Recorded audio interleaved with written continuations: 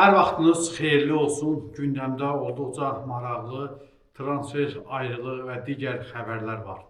Təbii ki, sona qədər izləsəz biləcəksiniz ki, Qarabağ komandasının əsas heyət üzvlərindən ən əsas futbolçusu Qarabağdan ayrılır. Bu futbolçu kimdir? Bu barədə biləcəksiniz. Bundan əlavə Qarabağ komandası iki möhtəşəm futbolçu transfer edir ki, bunlardan biri ulduz futbolçudur. Və Neftçi komandasından da yeni müqavilə ilə bağlı xəbər var. Həmçinin Avrokuboklarda 4-1 finalçılar barəsində də sizləri məlumatlandıracağıq. Sona qədər izləsəz bu və ya digər maraqlı xəbərlərdən xüsusilə Qarabağın ölkə çempionluğu şanslarından danışacağıq. Çünki növbəti dəfə Qarabağ komandası xal itirib, çox güman ki, çempionluğu əldən verəcək. Qarabağ komandası o zaman Azərbaycanı harada təmsil edəcək? Çempionlar Liqası, Avropa Liqası, yoxsa Konferans Liqası? Bu və ya digər maraqlı məlumatlardan xəbərdar edəcəyik sizi. Sona qədər izləməyi tövsiyə edirəm. Bir də bayramınızı təbrik edirəm. Uzun ömür, can sağlığı arzu edirəm. Ümid edirəm ki, hər gününüz bayram kimi sevinç dolu keçsin. Mən isə məlumatlara keçid alım. Dəyərli izləyicilər, bir qədər öncə qeyd etdiyi Qarabağ komandası yeni transferlər edir və əsas heyət üzvlərindən birini yola salır. Bu barədə bir qədər sonra danışacağıq. Vaxt itirmədən məlumatlara keçid alın. Dəyərli dostlar, Çempionlar Liqasında artıq 4-1 finalçılar bəlli olub. PSG Liverpool'la, Real Madrid Bayern Münchenlə, Barcelona Atletico Madridlə, Sporting isə Arsenal'la qarşı-qarşıya gələcək. Qaliblər yarım finala yüksələcək. Qeyd edildi 9-16 aprel tarixində keçiriləcək bu görüşlər.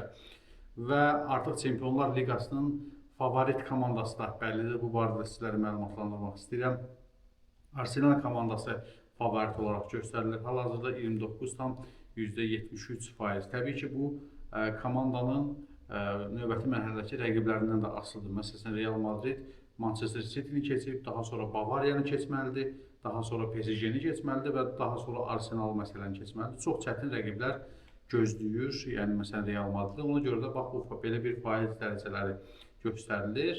Amma qeyd etməliyəm ki, təbii ki, Çempionlar Liqası Real Madridin öz məkanıdır, öz evidir sanki. Ona görə də Real Madriddən hər şey gözləmək olar. Bir Real Madrid azarkeşi kimi inşallah ki, bu dəfə də çempionluğu Real Madrid qazanar deyirəm və növbəti məlumata keçid alıram. Avropa Liqasında da 4-1 finalçılar bəllidir. Portuqaliyanın Braga komandası İspaniyanın Betis komandası ilə qarşı-qarşıya gələcək. Portuqaliyanın digər komandası Porto isə İngiltərənin Nottingham Forest komandası ilə qarşılaşacaq. Almaniyanın Freiburg klubu, İspaniyanın Celta klubu ilə, İtaliyanın Bologna klubu isə İngiltərənin Aston Villa klubu ilə gücünü sınayacaq. Konferans Liqasında Ukraynanın Shakhtar klubu, AZ Alkmaar Hollandiya klubu ilə, Crystal Palace İngiltərə təmsilçisi, Fiorentina İtaliya təmsilçisi ilə, Rayo Vallecano İspaniya təmsilçisi AEK Larnaka ilə qarşılaşacaq və Mainz Almaniya təmsilçisi Strasbourg Fransa təmsilçisi ilə qarşı-qarşıya gələcək dəyərli dostlar. Neftçidən bir xəbər var, onu qısa olaraq sizin nəzərinizə çatdırım, sonra keçək Qarabağ məsələsinə. Dəyərli dostlar, Bassala Sambu Qarabağın Neftçinin əsas futbolçularından biri, müqaviləsi yayda başa çatır. Neftçi komandası bu futbolçu ilə müqaviləsini daha bir il uzatmaq niyyətindədir və danışıqlar gedir. Yaxın günlərdə müqavilənin imzalanacağı gözlənilir. Bu xəbəri də sizin nəzərinizə çatdırdıq. Və Qarabağın futbolçusu Kamilla Duran, hətta Qarabağ komandası da paylaşım etmişdi ki, Kamilla Duran Kolumbiya millisinə dəvət alıb. Bu ilk dəfə baş verir və Qarabağda qazandığı uğurlara görə dəvət olunub. Daha sonra bu paylaşım silinmişdi və Kamilla Duran təəssüf ki, Kolumbiya millisinə dəvət almayıb. 26 futbolçunun adı açıqlanıb ki, orada Kamilla Duran adı olmayıb. Dəyərli dostlar, bu da bizim Kohalski yol üstədir, gedir. Qarabağ rəhbərliyi transfer etməyin əvəzinə futbolçuları bir-bir yola salırlar.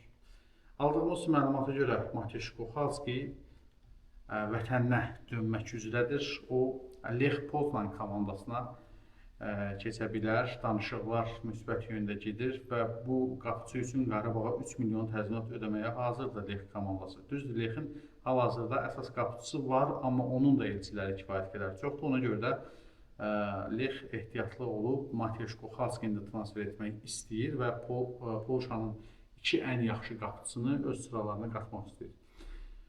Andrey Luniyevdən sonra ümid edirik ki, Koxarski uzun müddət Qarabağda qalacaq, amma görünür ki, o da qalmayacaq. Çünki artıq Qarabağ komandası ölkə çempionluğunu da desən əldən verir və Çempionlar Liqasında olmayacaq növbəti mövsüm. Ona görə də Mateusz Koxarski növbəti mövsümdə Çempionlar Liqasına çıxış etmək istəyir və Lech komandasına keçməkdə maraqlıdır. Həm vətəninin komandasıdır, vətənində çıxış edəcək, həm də Çempionlar Liqasında çıxış edəcək. Niyə də getməsin? Hər halda danışıqların nə istiqamətdə gedəcəyini yaxın zamanda görəcəyik.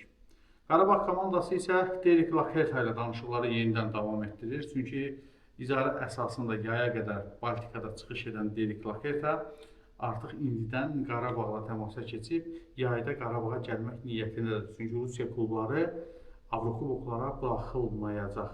Buna görə də Derek Lakerta Qarabağa gəlməkdə niyyətlidir. Əgər yaya qədər ona başqa, daha yaxşı təklif gəlməsə.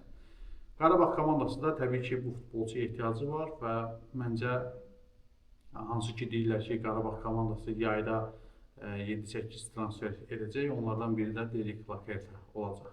Və əsas maraqlı xəbər də sizin nəzərinizə çatdırım, Danilo Pereira da Silva. Bax, bu futbolçu Qarabağın hədəfindədir, danışıqlar ilkin mərhələdədir. Qeyd edim ki, Braziliyalı futbolçudur. Bu futbolçunun boyu 1 metr 74 santimetrdir. 26 yaşı var, apreldə 27 yaşı olacaq. 2 milyon avro qiymətlə dəyərləndirilir. 2 il öncə bu futbolçunun transfer dəyəri 7 milyona qədər qalxmışdı. Hətta bir neçə il öncə bu futbolçu gələcəyin ən parlaq ulduzlarından biri olacağı düşünülürdü. Qeyd ki, həqiqətən də zəngin karyerası var. Nədənsə sonraki illərdə bu futbolçu biraz eniş yaşadı. Məncə Qarabağa gəlsə, Qarabağda yüksək performans göstərə bilər. Siz nə düşünürsünüz bu futbolçu haqqında? Qeyd edim ki, futbolçu mərkəz hücumçusudur və alternativ hücumçu kimi də çıxış edə bilir. Düzdür, son illərdə məhsuldarlığı aşağıdır, amma yenə deyirəm, daha çox ehtiyatda qalır deyə, oyunlarda bir neçə dəqiqə şans alır deyə qollar vurmaqda çətinlik çəkir. Məncə Qarabağda kifayət qədər arta bilər. Oyunlarını izlədim.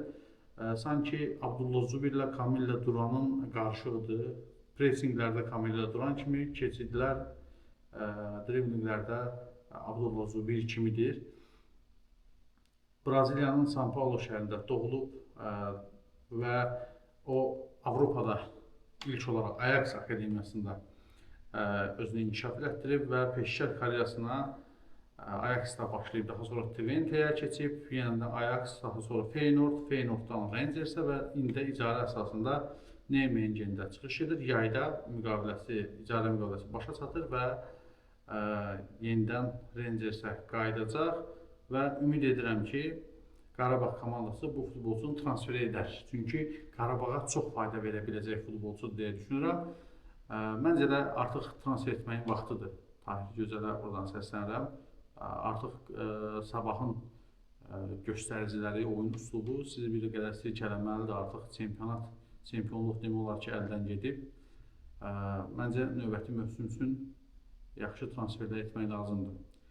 Çempionlar Liqasından da yaxşı pul qazanmışkən komandanı gücləndirmək lazımdır. Azarkeşlər çünki çox üzüldülər. Bu baxımdan deyirəm. Yoxsa işinizə qarışmaram. Uğurlar diləyirəm hər bir komanda, bizim komandamızdır. Sabah Azərkeşlərini də təbrik edirəm. Çempionluğa inamla irəliləyir. Kim layiqdir da çempion olsun. Hələ ki, Sabah komandası çempionluğa layiq olduğunu göstərir. Görək nə olacaq axırı. Növbəti videoda görüşməzdən öncə bir də sizin nəzərinizə çatdırım. Qarabağ əgər çempion ola bilməsə, işlər çox çətinə düşür. Çempionatda ikinci yeri tutsalar belə, ola bilsin ki, Avropa Liqasına da gedə bilməsinlər. Çünki artıq Avropa Liqasına bilirsiniz, ölkə kubokunun qalibi gedir. Sabahla Qarabağ kubokun yarım finalında qarşılaşacaqlar. Əgər Qarabağ Sabaha orada da keçə bilməsə, kuboku da əldən verəcək.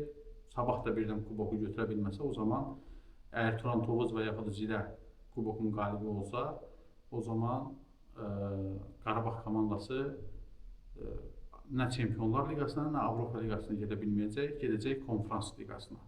Bax belə. Ona görə də məncə Qarabağ rəhbərliyi də bir qədər düşünməlidir. Qazandıqca biraz da xərcləmək lazımdır. Uğurlar diləyirəm. Növbəti videoda görüşmək ümidi ilə hələlik.